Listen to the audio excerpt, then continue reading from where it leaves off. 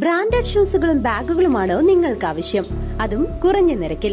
എങ്കിൽ ചേലക്കരയിലെ അന്ന shoes and സ്പോർട്സിലേക്ക് പോന്നോളൂ. വിപുലമായ കളക്ഷനുമായി അന്ന ചേലക്കരയുടെ നഗരമധ്യത്തിൽ. Branded ഷൂസുകളും modern ചെരുപ്പുകൾക്കും എല്ലാവിധ സ്പോർട്സ് ഐറ്റംസുകളും ഒരു കുടക്കീഴിൽ. Anna sports and shoes, opposite Canara bank, main road, Chelakkara. Mullurkara ഗ്രാമപഞ്ചായത്തിലെ ഫൈസലിനും കുടുംബത്തിനും സ്വൈരജീവിതം നയിക്കുന്നതിനു വേണ്ടി കയറിയിറങ്ങാത്ത ഓഫീസുകളില്ല.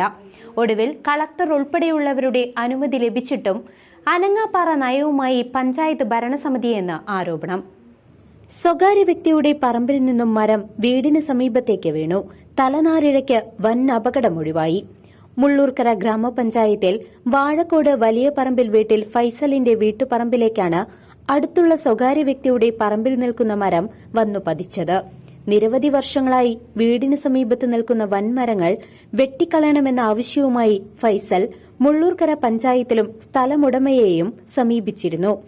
നിരവധി മരങ്ങൾ വീടിന് സമീപത്തായി നിൽക്കുന്നുണ്ടെങ്കിലും ഇവയെല്ലാം അടിദ്രവിച്ച് വീഴാറായ അവസ്ഥയിലാണുള്ളത്. കുറച്ചു ദിവസങ്ങൾക്ക് മുൻപ് മറ്റൊരു മരം വീടിന് സമീപത്തേക്ക് വീണുവെങ്കിലും വേറൊരു തടിയിൽ തങ്ങി നിൽക്കുന്നതുകൊണ്ട് വീടിന് മുകളിലേക്ക് വീഴാതെ രക്ഷപ്പെടുകയായിരുന്നു. മരം മുറിച്ചു കളയണമെന്ന ആവശ്യവുമായി കളക്ടറെ സമീപിച്ച് അതിനുള്ള ഓർഡർ കൈപ്പറ്റിയിട്ടുണ്ട് ഫൈസൽ. കൂടാതെ പള്ളി കമ്മിറ്റിയിലും നിവേദനം സമർപ്പിച്ചിരുന്നു.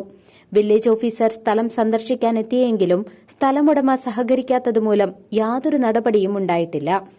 എത്രയും പെട്ടെന്ന് വീഴാൻ സാധ്യതയുള്ള മരങ്ങൾ വെട്ടിനീക്കിയില്ലെങ്കിൽ വീടിന് മുകളിലേക്ക് മരങ്ങൾ വീണ് നാശനഷ്ടങ്ങൾ സംഭവിക്കുകയോ ജീവഹാനി പോലും ഉണ്ടാകുമെന്ന ഭയത്തിലാണ് ഫൈസലും വീട്ടുകാരും.